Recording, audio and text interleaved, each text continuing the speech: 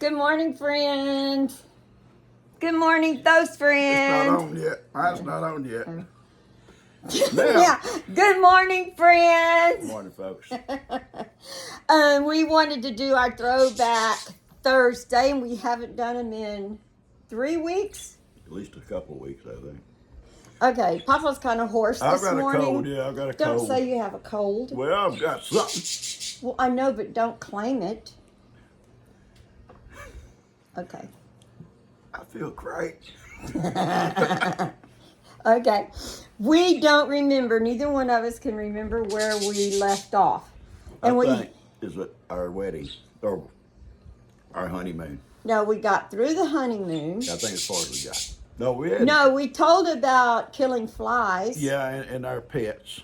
And having a contest of killing flies. Kill flies for contest. And I don't know if we talked about moving into Mr. Griner's. Yeah, I think you told her about he had a daughter, little daughter, real cute. That had a duck. Had the duck. And so you told about that morning rubbing that girl's leg. Yeah, so I think we're up to having Kim. I think we're up to having Kim. Okay, so. I think we'll start with Kim. Okay. So, when Kim was born, my mom and my little brother Randy flew out to North Carolina so she could be with me. That's her first granddaughter. Yeah. And well, we had her first, didn't we? Before they come after she was born. No, Mother was there. You sure? I'm positive because we used to play canasta with Randy and everything. How could I forget your mom being there? Yeah, and this is kind of funny because I loved French fries more than anything. And Mom had fixed dinner that night, and I sort of went into labor, but I didn't want to leave my French fries. So Mom kept telling me, just go, and as soon as you come home with the baby, I'll have you some French fries there. But and she's never quit. I've never quit eating French fries. I don't eat French fries now. When I have French fries, I get a baby pack. Yeah. Yeah, I'm doing good. But what about that large pack I get on the way to get Lex? I eat very few of them. Someone eats them. The dogs? Kitty and, I don't know. Kitty and Woody might eat them. May have been.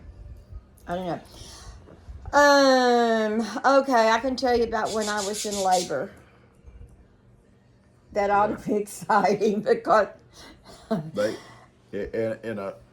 was a military hospital. Yeah, a naval base hospital there. Well, naval base, not Marine Corps base, but naval hospital. But back then, I don't know about now, they kind of run them through like cows, you know. I mean, they had a bunch of ladies there fixing to have babies, a bunch. I'm talking about a bunch. I think Kim was. There was 9 babies born the night that Kim was born. Yeah, before midnight. Yeah. Yeah, before midnight. 9. A lot of activity on Marine Corps bases. So I had no idea at all. I can't see myself here, or one way I'm going to be sideways. You're fine. You're fine. Okay, well, I knew nothing about having babies. I was had a very sheltered life, I guess. I wasn't. Well, you don't have to be sheltered not to know about how to have a baby if you haven't never had one. Okay. That Well, this is what happened with me. I had no pain, but everybody was screaming. All these other 8 women were screaming. So I started screaming, ah! It's like that. And they said, honey, are you in pain? I said, no. It was so stupid. It was so stupid. And I remember I was kind of out after she was born, but I can remember somebody talking about a baby being born with 2 teeth. And then I thought, that's just a dream. So anyway, when I woke up, I asked the nurse, I said, I had this dream there was a baby born with 2 teeth. And she said, no, ma'am, that's him right across the hall. He was born with 2 teeth. I thought, wow. But Kim had the most sparkling blue eyes and the jet blackest hair. And all the nurses would come from all over the hospital and say we heard about the baby with the black hair and blue eyes, and we just wanted to see her. And she was a beautiful baby. Yeah, So, very cute. but that's my first experience with childbirth. Wasn't too hard, so I didn't mind having that second one.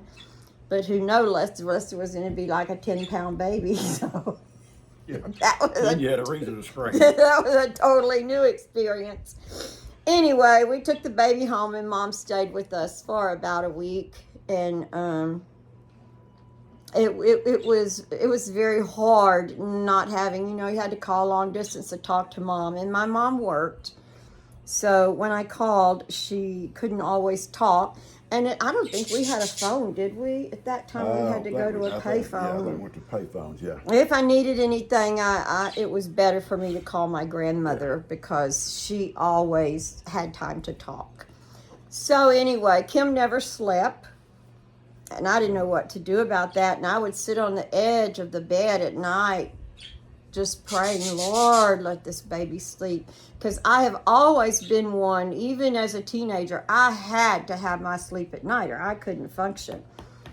So that was really rough. But anyway, we made it, and she's probably about 3 months old, and she finally started sleeping all night, and that was such a blessing. There was, we had our pets, it was our babies. They were a lot easier than Kim. Yeah. They were a lot easier. You can even housebreak them easier, Yeah. The worst thing about Kim is we would go for drives on Sunday afternoons all the time we had off. If I didn't have to work that weekend, but we'd go for drives, or even when we'd come home on that one trip we made, or 2 trips, but she was fine driving until you come to town. When I would get more nervous in these towns, I don't like city driving to start with. That's when she would perk up and start crying or pitching a fit. Because we didn't have an air-conditioned car back then. That was 50-something years ago. Yeah, you had windows, baby. Put the window down. Yeah, but when you stop at stoplights and it gets warm in the car. So we made our first, she was born in December. We made our first trip to Texas about March. So anyway, when everything's fine on the open road, the baby sleeps. It's only normal that when they get to the city and you start stopping and going again and the air stops flowing, it's only normal that she wake up. And my worst fear was her having warm bottles. So I made a specific trip to the doctor to ask, we're fixing to make a trip to Texas, and what do I do about warming her bottles? And he said, she's 3 months old. You don't have to warm her bottles. So I was like, wow, that's awesome. So anyway, that was our first trip home with Kim. And then we got out that July. Yeah. We got out in July. And we stayed with his mom and dad. 3 months, maybe.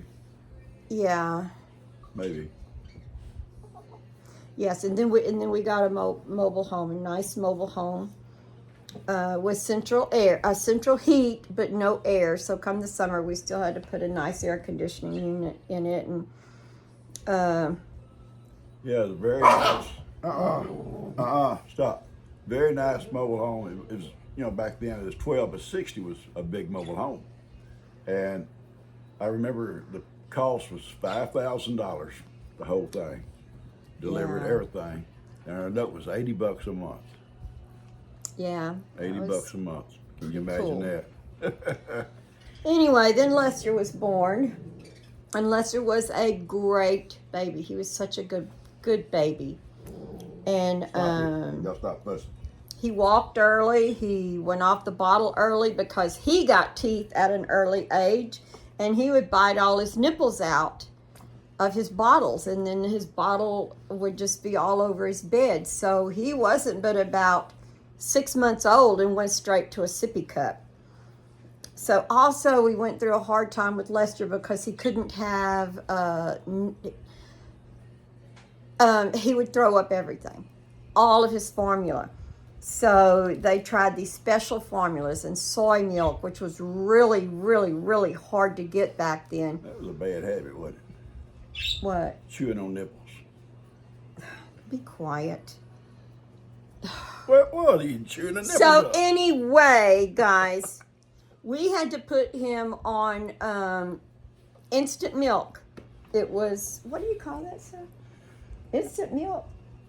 Yeah, it was instant milk. Yeah, it's regular instant milk. It was freeze-dried milk. Yeah. And it was no fat. And he took that fine. So he had no problem with that. So that was so much better than trying to buy that expensive soy stuff that back then it was so expensive. And so that didn't work either. And then they said, just try what was it called? It's not instant milk, but it has a name. But anyway, y'all know what I'm talking about? It's crystals and you mix it with water. And he went to town on that. So. I can't remember the name of it. It's like Carnation instant milk, I guess. I guess that's the name of it, baby. Maybe it was. I'll have to look that up Sounds because good to me. that's gonna bug me all day. So anyway, then Tina was born 15 months after Lester, and we made a trip to California. We actually sold our house because I wanted to go back to California so bad. I missed it. That's where I wanted to be with my parents. But when we got back, Mom and Dad had already moved up to Northern California. So I wasn't with any of my friends. I didn't get to see any of my friends. I didn't get to show my baby off. And then that's when Dad got a job at Butte County Sheriff's Department. And we weren't there but about a year almost. And I wanted to come back. Yeah. I was ready to come back. Mom and Dad weren't catering to me like they did when I lived at home, and it just my dream of going home to be with Mom and Dad was basically shattered because I don't know, but we had some good times while we were there. Oh yeah, good time. We enjoyed ourselves. We loved to drive up in the mountains. What's that place that we Forbstown. Forbstown. Awesome little place. Yeah, it was beautiful up there, but I think that's the place now that's had the fire. And No, it was Paradise. well, we went to Paradise too. Yeah, we went to Paradise where Lester fell out of swing. Tell him about that. I got to put that. Oh yeah, we went to this park, and I said, Lester, come on and get in this swing, and he says, no, that's a baby swing. And I said, I know, but it'll be real fun. I can swing you really, really high in this swing. So I gave him this one big push, and that baby swing flipped. And the swing flipped. So every time the swing would come back, he was dragging on his head. All I could do was laugh. That might be the problem now with Lester. Maybe so. All I could do was laugh. And I couldn't catch him. But that will show y'all my real personality. I can't catch him. I can't catch him. Yeah, it's like a baby seat where they don't fall out. Yeah, and he didn't fall out. It It just flipped. He was stuck in there. Anyway, we finally got him, and he was mad. He said, I told you I didn't want to get in the baby swing. I don't know. He was 2 or 3 then, talking pretty good, but yeah, it was pretty funny. So then when we got back to Plum Grove, it was beautiful up here on the hill, and I was so happy to get back, and we built a long house. They call them a shotgun house. Shotgun house. It had a little front porch. You come into the living room, and then you come through this little walk area, and then here was a nice sized bathroom, and then you go here, which would eventually be our dining area. And then you went on through, and it was our kitchen, and then the back door. Well, Papa and I slept in a bottom bunk. Yeah. Lester and Tina slept in a top bunk, and then Kim slept on the couch. You get real close when you sleep in a bunk together. You do. And Daniel was born about 9 months after that. Yeah. And we found a little space to put him right there. Never sleep in a bunk bed again. Well, anyway, I don't know. Anyway, it was, my aunt called it my little dollhouse. She said, I'm going to go up and spend some time with Brenda in her little dollhouse. And my grandmother came and stayed with us when Lester was born, when Tina was born, and she came when Daniel was born. And we just had to shuffle around a little bit so we could make her a place in the living room with Kim. But my grandmother Chrysler, my daddy's mother, was with me at all three of those babies being born. And she took good care of me and get up at night with the baby. And anyway, that was nice. She was a very sweet lady. She didn't like me. Well, she always liked you until I lost my temper. Kim was, now I did tell you, my family weren't cussers.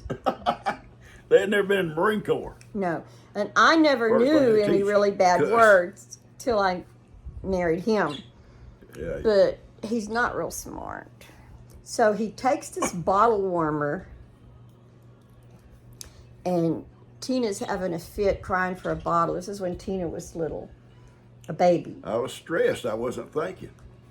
So he plugs in the bottle warmer and then holds it under the sink to get some water in it, and it ran over the top and shocked the heck out of him, and he let out some words.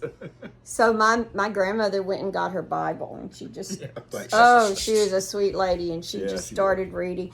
From that day forward until the day she passed away, she never sent him a birthday card again. I was exiled. Yeah. And if I would ever call her and say, Mama, Jean made me so mad, we had this big argument, she'd say, I told you so. Yeah, she'd say, honey, you made your bed. And by that, You gotta lay in it. She said, you made your bed, you gotta lay in it, or lie in it, or whatever she said. Well, she never really said the whole thing. I never She said just the whole thing. always said, I honey, had that part. you made your Gotta lie bed. in it. And I think, yes, I did. You know, God sent him to my front door, so I better find a way to get over this little spat. But that's where we went when the kids got older and said, get in the car, we're going to Koontz. We'd always go to my grandmother's. And she's always happy to see us come. But she made chicken salad sandwiches.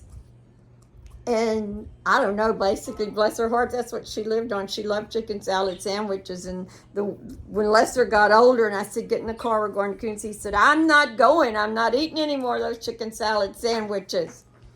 So I guess I kind of grew up on that day. So then we didn't run to Mama's anymore. We just went for our Sunday visits. But one of the last times I saw my Mama, she'd been to church. And we got there, about 12-ish, I guess. Yeah. She comes walking down the road, and she's got on red heels and carrying a red purse and coming home from church. Yeah. And I loved her. I had good grandmothers. Funny thing about her, at her funeral, a guy that lived close by now and then would give her a ride if she wanted to ride, if it was bad weather or whatever. And I remember him saying, she always offered him money. He wasn't going to take no money, just giving her a ride home. So one day he gets home and she stuck $1 down in the seat back there where she sat. Yeah, every time she'd ride with him, she'd stick $1 down in the seat. So yeah. She was a dear, dear lady, and she sold cards, greeting cards, to make extra money. And she had one of her little greeting card boxes that she taped all up, and then she cut a hole in the top, and she wrote tithe. And I think the greeting card sold for like $1 a box. And she never went home without change. Or if she sold, $1, just one box of cards, she'd change that $1 and she put 10 cents into her tithe box. Yeah. She never gave to foreign missions, but she always gave extra to home missions. She said she believed in taking care of everybody at home first. So she was an awesome lady, and I still remember waking up from naps and not knowing where she was, and I'd go, Mama, and she'd go, woo, and she'd be somewhere out around the barn, always doing something. Anyway, she was great. She was a great grandmother, and my kids did get to, she was there when they birthed, and they were all there when she passed away. Yep. So, I don't know. That doesn't really have anything to do with kids. kids, yeah. Well, And I've got pictures of her and my grandpa. And my grandpa had a twin. His name was Uncle Willie. It was Roy and Willie. And then my daddy was a junior. So it makes you sad when you start thinking about your grandparents. oh, yeah, I do too, yeah. You think back on your grandparents, all the good times you had with them, all the stuff you learned from them.